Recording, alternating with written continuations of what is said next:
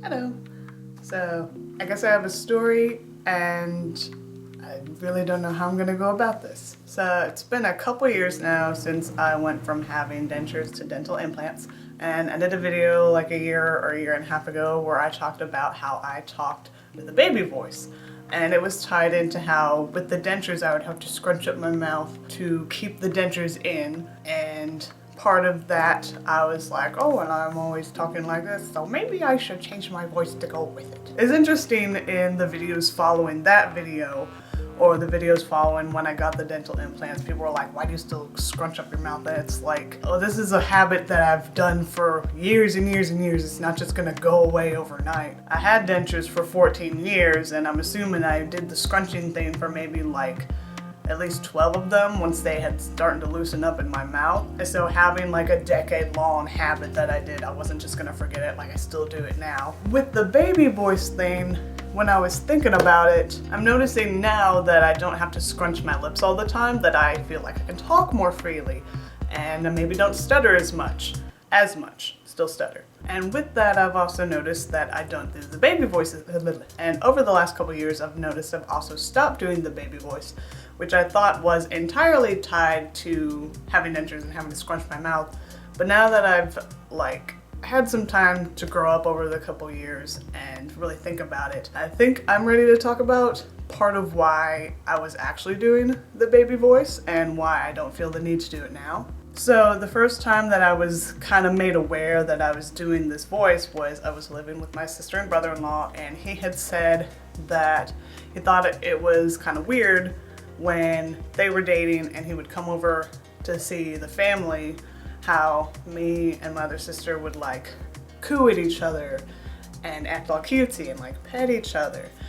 And I don't know, I was homeschooled. I just never really thought about how I presented myself. And so I didn't think about that until he brought it up. And as I became aware of it over the years, I realized that I did the baby voice kind of whenever I feel insecure or want something from somebody and feel like I have to kind of manipulate and act cutesy to get it. It's why for so long I didn't want to talk about this. But growing up with my mom, I don't know how to go about this. I guess along the short is that she really liked little kids, but we grew up. And so I learned, being the only daughter who was homeschooled and having to be with her day in and day out when she was not entirely stable, that I could kind of manipulate and calm her down if I acted very cutesy and innocent and that I didn't know anything and that I needed her. I'm still not entirely comfortable talking about the details. Like, nothing terribly heinous happened, but basically I learned, at least with my caregiver, that I had to manipulate people and act innocent and dumb in order to survive. But also in my head, I didn't really think about it. I wasn't thinking specifically, I have to act innocent and cute in this situation to get through this. I would just think, if I act a certain way, if I act really chipper and I make my voice higher, then people will like me more and I'll be accepted and they'll be more likely to not hurt me. But over the last couple years, having been on my own and just living life, I've gained a lot of confidence, and a lot of it has been part of the teeth, but also it's come from just learning to sustain myself. And also learning after college that I don't have to manipulate people in order for them to not hurt me or to be my friend. And I don't have to do that on the internet either for people to like me or like my content, to act super chipper and fake and ooh. Not that the entirety of me like being chipper or heightening my voice is a front.